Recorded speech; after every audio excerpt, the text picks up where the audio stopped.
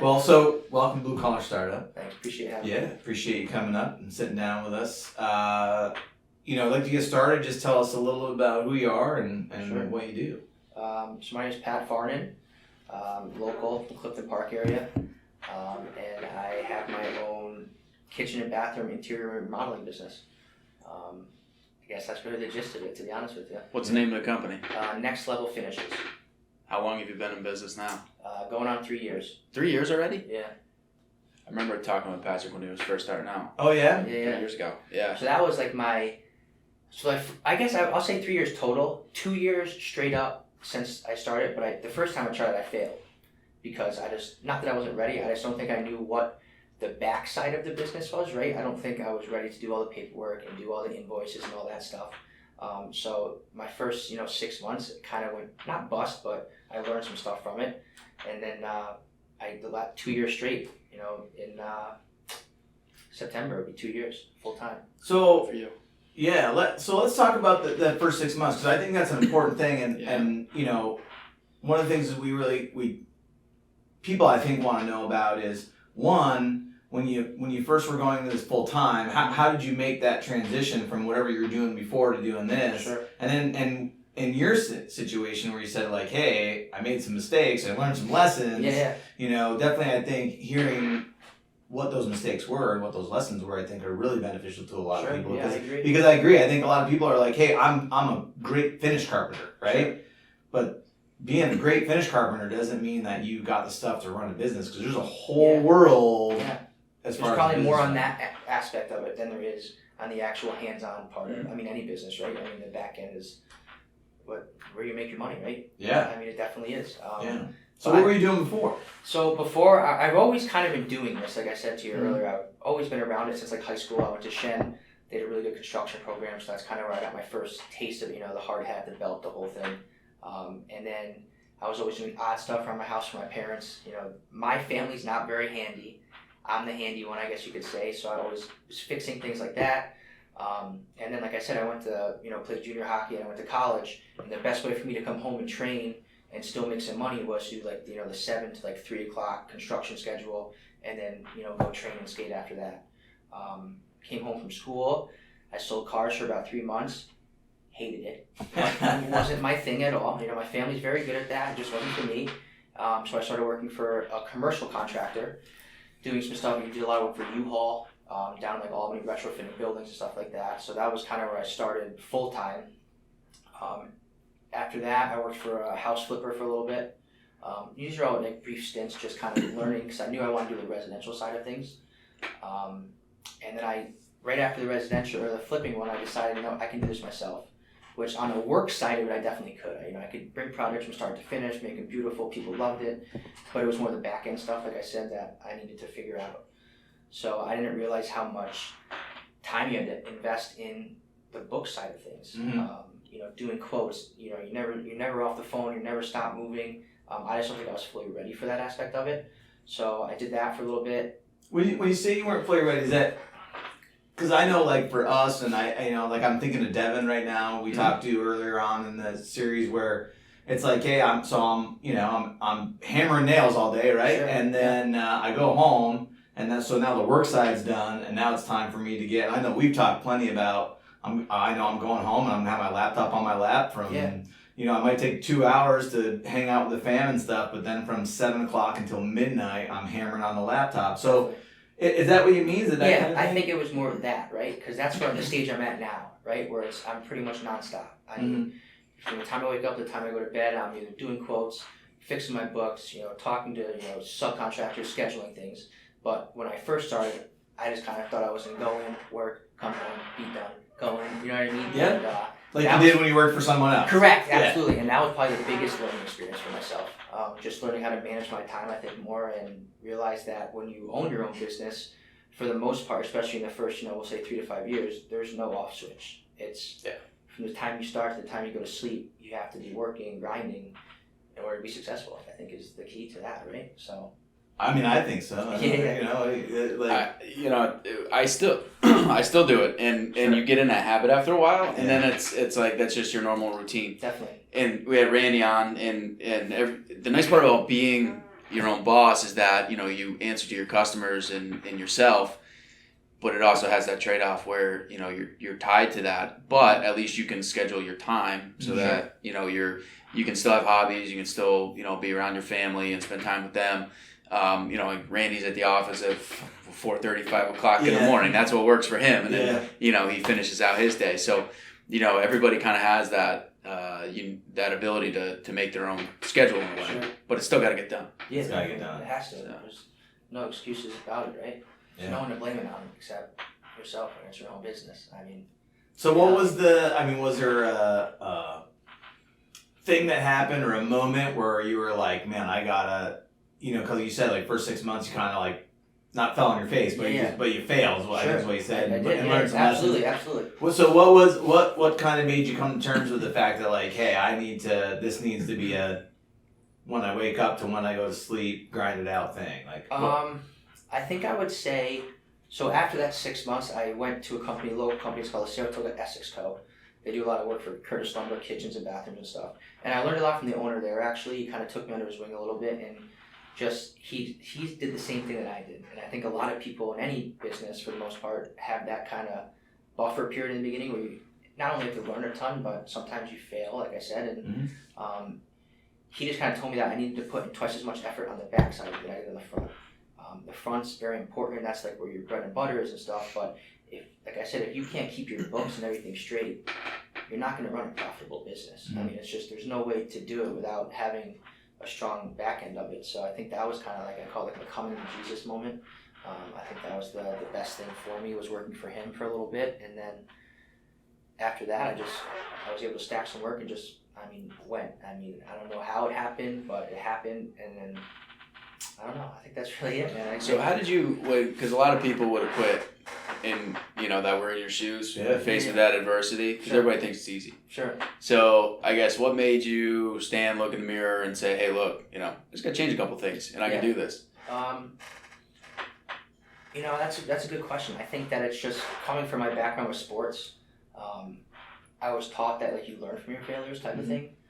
Where I understand that some people don't operate like that, and when they hit adversity, it's kind of like the end of the world. They crumble. They crumble real fast. I get it, like a cheap card table. So, so I was just taught to kind of face things head on, even from a young age.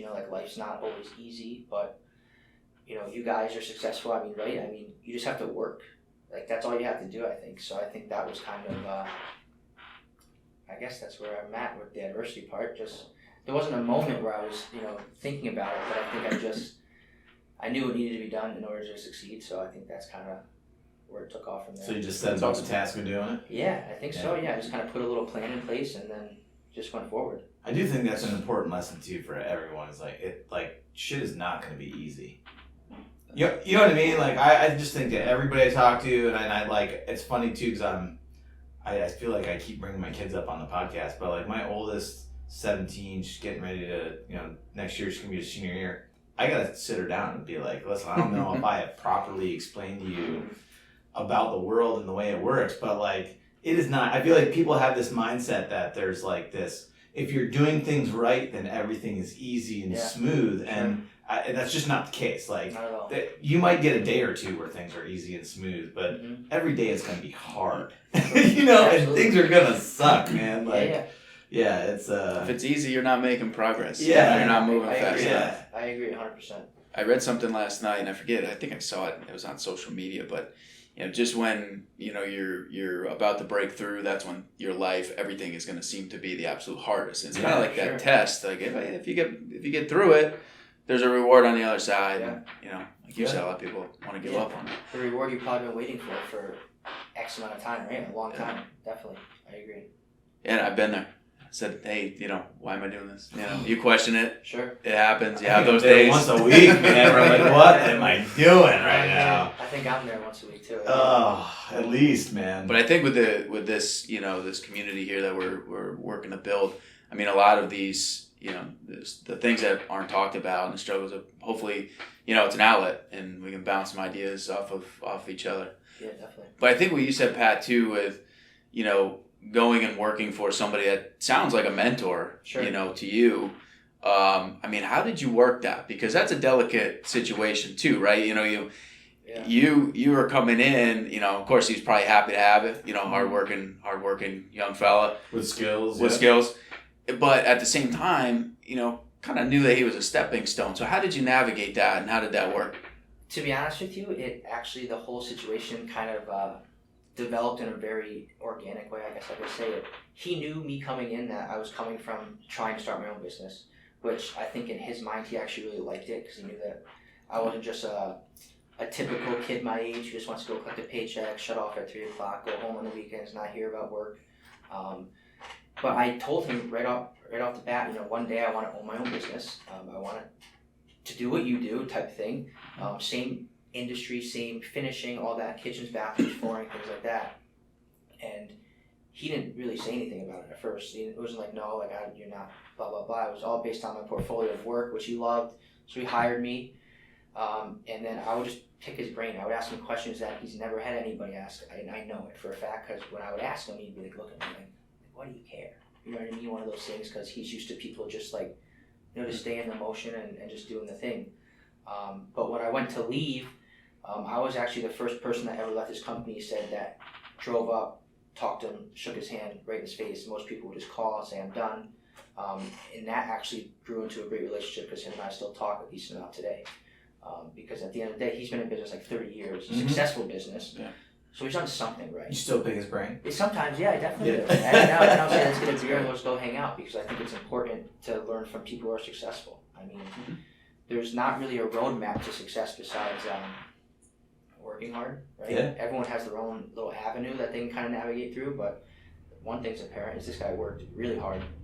And I just kind of wanted to model myself after that. Yeah. That's great. I think it's important too, like, I know, you know, from a marketing standpoint in the marketing industry, I know that a couple of my closest friends own competing companies. We do the exact same stuff, we're in the exact same markets, we literally are competitors. Sure. And, but like, you know, like we just have the mindset that there's so much business out there that we can be good friends and hang out. And like we work together on clients all the time. Cause I'll get a client where I'm like, you know what? I know that Chris is way better at this one piece than I am. And I'm like, hey, can we work together? And we have that relationship. And I think, you know, the point that you're bringing up of, you still talk to this guy, you guys are friends, you know what I mean? Like, sure. I don't think that people have to be so adversarial, even if they're competitors. Like, where other people I see are so cutthroat and just like, oh, I hate those guys, choosing my competitors. Like, well, but they're good dudes, you know? Like, you're a good dude, he's a good dude, like, you know? No, definitely. People can definitely work almost in harmony type of thing. Yeah. If they do it properly, right? Yeah. Some people are just stuck in their ways, they'll never want to do that, right? So like you said, cutthroat, but I mean, if you could use everyone as kind of like a bouncing block for different things, right? They probably made mistakes that you're about to make. Yeah, well, especially someone that's been in business longer. Correct, right? you can almost avoid, or you know what I mean? So, yeah, I agree. I think it's great to work with people that are in the same, you know, arena, I guess you could say, right? Yeah, absolutely. So, as you're coming through this, so 3 years in business, what do you, and obviously, you know, like you said, you learned some lessons. What do you think the biggest lesson that you learned is? My biggest lesson would honestly be, you know, again, I'm going to come back to the back end stuff. I mean, just being prepared on the backside of things, right? And learning that mistakes will happen, right? I mean, no one's perfect in any business. So it's really about getting through that mistake or figuring out how to get past something, especially in my industry, you know, like you open up a wall, you think it's one thing, it's another. Mm-hmm. So you have to kind of figure out a way to navigate around that without breaking the bank, but also it needs to be right. Mm-hmm. So I would say, you know, rolling with the punches type of thing, rolling with the different things that kind of come up on the job site has probably been one of my biggest lessons as well. Things that come up on the job site. Mm-hmm. So I guess, you know, and I want to bounce back. I was just thinking, you know, to myself about, because Devin talked about it as well, you know, in his podcast. How did you, you know, when did you know that it was the right time to go off on your own, and how did you successfully complete and secure your own jobs while still holding a full-time job? So when I was there, I was doing side work and stuff, which he had okayed me with. The one thing he said was just don't steal my customers, which I understand, right? So I was doing some side work, and then just referrals, and I just kept getting these referrals, and I was able to stack like almost 6 months worth of business. And I think the first 6 months is probably one of the hardest because that's kind of your growing period. Mm-hmm. And if you get to 6 months, you can easily get to 12. And if you keep just kind of adding like that. So I had that first 6 months booked out, and I just, I just took the leap, right? I have no kids, not married yet. I get married soon, I'm not married yet. So now's the time to fail, it's right now, right? There's no kids, nothing that depends on me besides, I guess, my food and my drinks, but I can go without if I have to, type of thing. Right. Seriously. Yeah. So that's like the reality of it. Yeah. But it just, for some reason, it just wound up like that, where I could stack the business, and it started running from there, I guess. Yeah. Very smart, and that's a very important lesson. I was the same way, mentally. What else do I have to lose when I first started up? Sure. And that's what I wanted to do with that. Yeah. And then you put that time, invest it, and so I think for any of our younger viewers or listeners who are listening, don't wait, don't put it off. If it's something you want to do, take the leap. Yeah, definitely, right? Don't be irresponsible. Yeah. No, sure. There's always that balance. Yeah, there's always that balance. Like, you need to be able to take risks, but you also don't want to take unnecessary risks and be stupid about it either. Definitely. I definitely. Well, the guidance that Patrick just put out was, that's the smartest thing you can do. Just book the business out and Absolutely. when as you go. Yeah, definitely. That's great. Yeah. What? And now you say you went to Cannes. Went to Cannes, 2 years, yeah. What'd you go to? What'd you go to college for? Finance. Oh, finance. Yeah. So It wasn't hockey, right? No, it was hockey and finance. Hockey I and say, finance? I say finance now because I'm washed up, so. Gotcha. All right. So, so is the back end stuff, is that easier for you? Because I know, like, I'm to make fun of myself a little bit. Like, I'm the world's worst bookkeeper. Sure. Like, I tell people all the time, like, I'm in a couple of different organizations, and they're always looking for a treasurer or a finance person, and I'm just like, hey, listen, I am terrible with my own money. You don't want me touching yours, right? Like, Sure. and so. At least you're honest. Yeah, well, yeah. I mean, you gotta be. I think Yeah. that's. Yeah, I think if you're not honest with yourself about your strengths and your weeknesses, and you're not going to be successful in business. I agree. Because if you're 100%. trying to that whole fake it till you make it thing, I don't know. I'm not too sure about that. But long story short is my first move is always in any venture I get is someone else got to do the books because I'm not going to do them flat out. I'm going to ignore them until they become a problem. Sure. So the finance side, is that easy for you?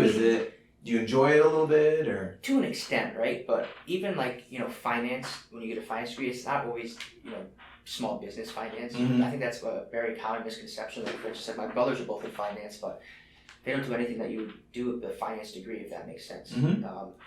I use QuickBooks. QuickBooks is great. I keep it very simple, and then my other key, to success would be have a good accountant. I have a really good accountant who makes my life very easy. Yeah. I keep my books simple. It's pretty easy, and he takes care of the rest. I think that would be Smart. Surround your people who know what you're talking about. Definitely, Yeah, right? Delegate as much as you can, and that would make you even more successful. Take some stress off your plate. I think that's important too. Nice. What and kind of in similar vein of biggest lesson learned, biggest mistake, like, if you're gonna tell someone like one thing to avoid or one lesson you've learned, well, we kind of talked about lesson learned, but one thing that really had a negative effect on you. Negative effect would be just, people that are like outside my circle almost, not my inner circle. So my inner circle's always been, my family's always been very supportive, but I would just say tune out like the naysayers type of thing. Almost like tune out the haters, I guess, like that's what the kids would say now. Because wait a minute, Well, you're not that old. that was a joke too. Don't date yourself. I'm just throwing a couple of jokes in there. Was he making fun of us? No, I think so. no. But we'll let it go. Anyway, just people are always gonna say you can't do something. Yeah. Most of the time they're jealous. Did you see a lot of that with going out and doing what you're doing? You had people like kind of rooting against you, so to speak. To an extent, yeah, and I think it all comes back to just doing something totally different than the rest of my family. Yeah, yeah. Thing. They would kind of just pictured I was going to go down this path, like everyone else kind of did. Yeah. And I didn't want to. And what path was that? Just sales, finance, cars, stuff like that. My family's always been very successful with selling, cars, and now my two brothers are very successful financial advisors. My mom owns a car business. She does like warranties and aftermarket, cleaning products for cars. But I wanted to do my own thing. So I think people saw me and were like, oh, just automatically associated with that, right? Yeah. And then when I started doing my own thing, people just kind of, people's minds are crazy, right? They say whatever they want. Oh no, I agree with you. Put their foot in their mouth, and but I think that helped me motivate myself too a little bit. Yeah. We always talked about, and I actually haven't done it in years, but I have a mental list of people that are waiting for me to fail. Yeah, I'm sure. You know what I mean? Yeah. And so whenever things get really rough, I'm like, I envision their faces in my mind of here's the people that are waiting for me to fail in what I'm doing, and then that's when shit gets real rough. That's what really kicks me back into gear. Sure. So I'll be damned if I let those guys have any satisfaction Yeah, whatsoever. Yeah, definitely. So I know it's a thing, and I just that's why when you said that, I was like, oh, it's interesting that Do you think that the fact that you were going off and doing your own thing in a blue collar industry and people, do you think the connotation was, well, why do you want to do that type of thing, or? Yeah, I do. Yeah. I think that forever, and I think even still today, I think there's a little bit of a negative aura around doing blue collar work. But the reality of it is you can make just as much money doing this as you can something else. or more.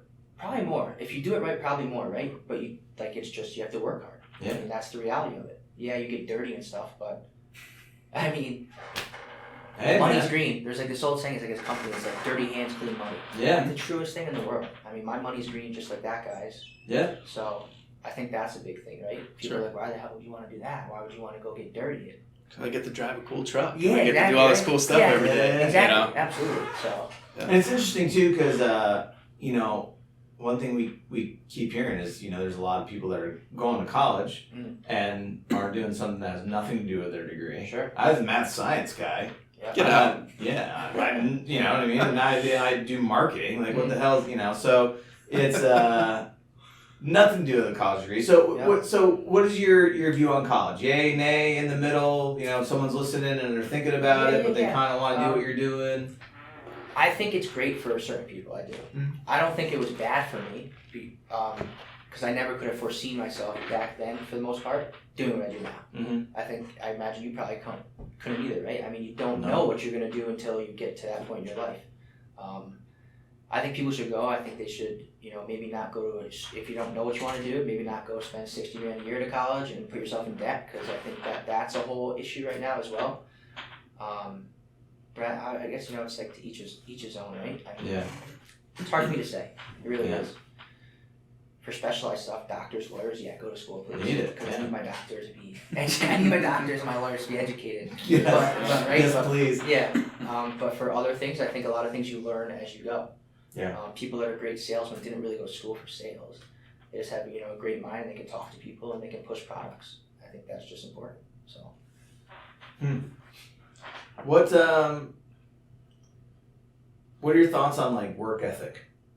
I think it's lost a little bit right now, and sometimes. And again, you're right. I'm not very old, but with the people that I am trying to hire, 18, 17, maybe a little bit older, it's lost. How old are you? 27. Okay.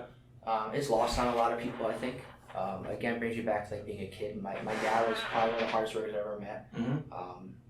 And I think that comes from that. My mom as well. And I think that for some reason I think it's end of my generation. I don't really know how that works.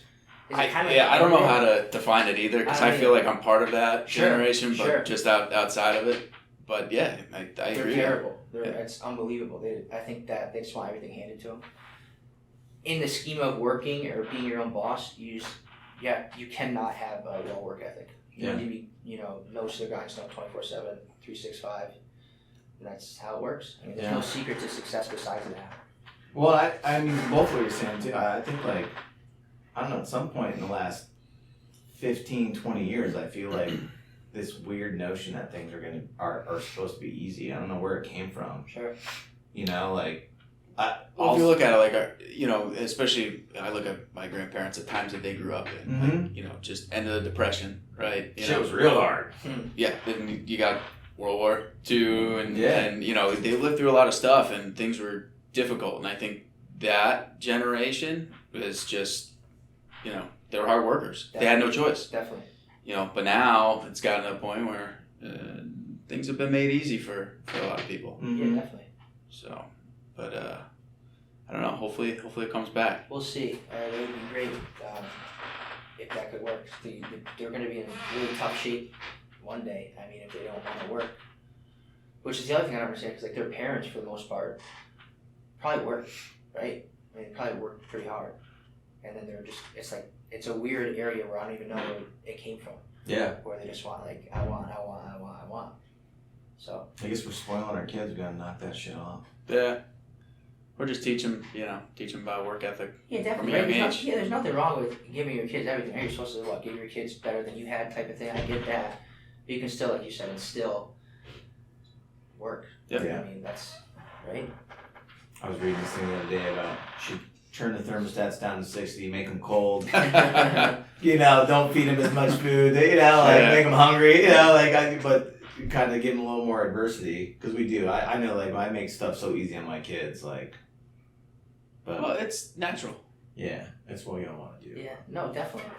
How about secret to your success? So what do you think? What do you think really?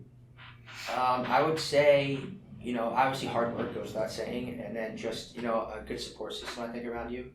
My family's been great, and like my fiance, for instance, has been phenomenal, because I think that she was probably a little nervous that, like, oh wow, like we weren't engaged then, but she was probably like, well, I want to marry this guy, and now he wants to quit his job and start his own business. But it worked out in my favor, because now I think she's really happy with it. So yeah, support system, hard work, never stop. That's probably my secret right there. Yeah, support system. It's important. I had the same thing. I met my now wife just after college, and she never said once, like, "What are you, nuts?" It was always just being supportive, and it's important. It really is. So, yeah, best support system. So it's great. What Holy moly, my mind is from playing on me. I literally just had a question. So and one thing I want to ask Patrick, because I know he's been growing pretty quickly and he's super busy. Have you hired any staff yet? Have you been recruiting? Yeah, I've been through the ringer with a couple staff members. Have you? That's okay. You take something, you learn from it. Sure, what not to definitely. do. Yeah, exactly. I've definitely learned more what not to do than what to do with them. Over the last probably 8 months, I've probably hired 3-4 guys. And it's not that I'm a mean person at all. The way I was raised and the way I was taught was, do things right. Mm. And if you're gonna mess up, at least tell me before I get blindsided by the customer at the end of the job when it's a total nightmare. I would love to grow. I think we had this conversation a little earlier. I would love to, for sure. Anything huge? No. I don't want to be anything massive, because on the back end that turns into a lot of stuff. 3-4 guys at the most, including myself, would be nice. Mm-hmm. But right now it's just myself. I have someone who helps me do demos on jobs, which is like the first day of a job, so usually like a Monday.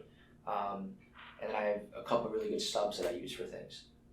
Again, that's almost a support system as well, right? They help round out my business and keep things on track, which is probably the easiest thing for me, is just doing that part of it. Having the good people in the circle.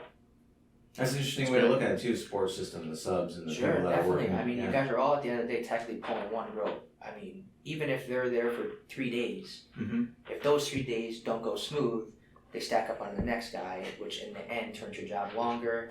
Some people ask for money back. It's a whole snowballing effect that I don't want to deal with, which I have dealt with. I just don't want to do it again, type of thing. So, but to answer your question, yes, I would love to hire people. Hopefully someone can listen to this and maybe get inspired by it, with someone in the younger crowd, and maybe they can contact me, because that'd be awesome. It's funny, and you're at the point now where you can start teaching some of that knowledge, just like you were taught, and kind of give it back.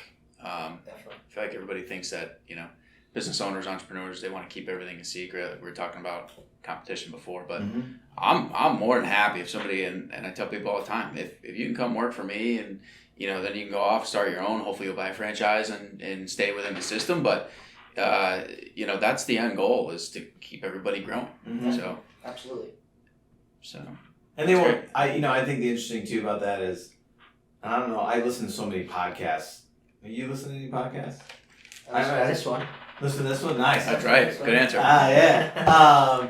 So I listen to a ton of podcasts, and I don't know if it was like Real AF with Andy Frisella, or if it was Dan Bongino, or I don't know who it said, but they were talking about like, listen, I can give the other side my entire playbook. Here's what I'm doing. Here's how I'm doing it.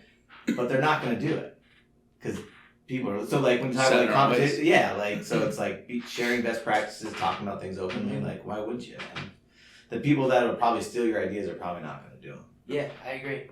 You know, and I keep getting distracted by this. Really, you can't see this if you're listening, but Derek's got this crazy cell phone case that has a digital display on the cover. So, what is happening over there? Yeah, this is it's antibacterial like case or whatever. So I don't know, but it does tend to go off. I always keep my phone on silent, by the way. Oh, I do too. So that happens, and I've learned just to ignore it. Just out of curiosity, is that because when it makes noises, it gives you heart palpitations and a stress response? Because that's my phone. Because for the longest time, I don't know if you guys have gone through this, but for the longest time, my phone would only make noise when something went wrong.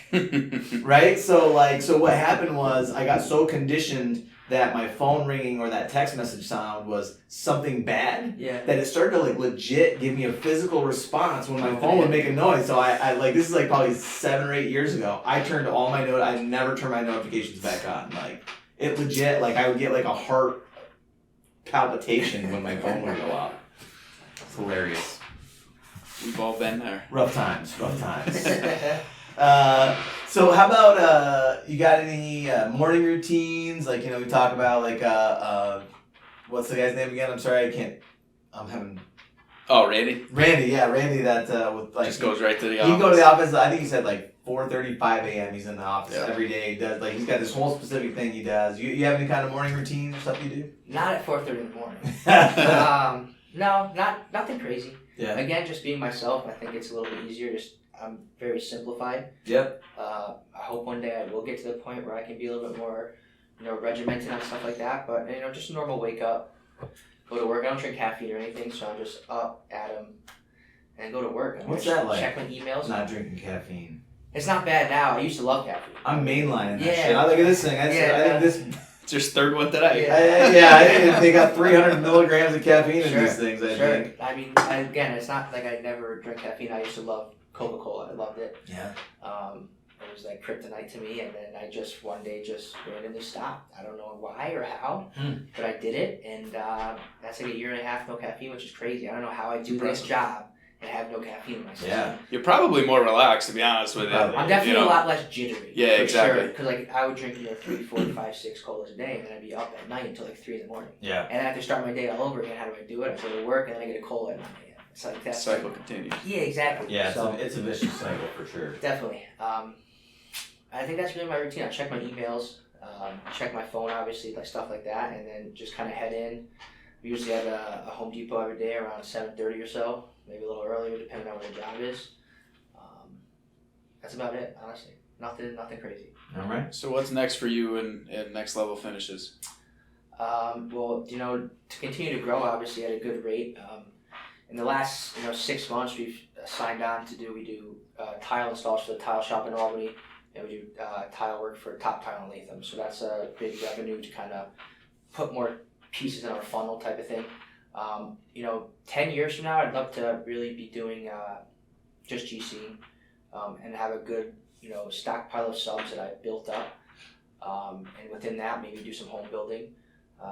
But for right now, the 5-year plan is more of a monetary thing on my end, just because it's just me. Is to get to a certain point monetary wise, which we're definitely well on the way there. So what's your bread and butter? What do you guys specialize in? What do you do? Do a ton of bathroom.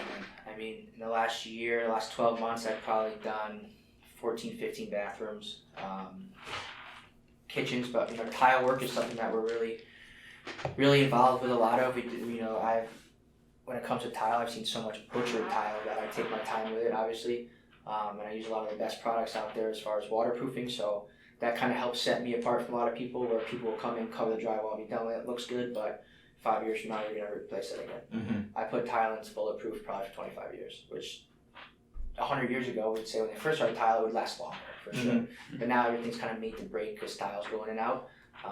But tile, I don't know, fine finish work, I guess I would say, is kind of in there. trim, So- stuff like that. So if somebody wants their bathroom done, how do they get a hold of you? So you can contact me via email. It's nxtlevelfinishes@yahoo. I know that we're going to kind of put something on here with the rest of my info, phone number. You can check out my website as well, which is nxtlevelfinishes.com.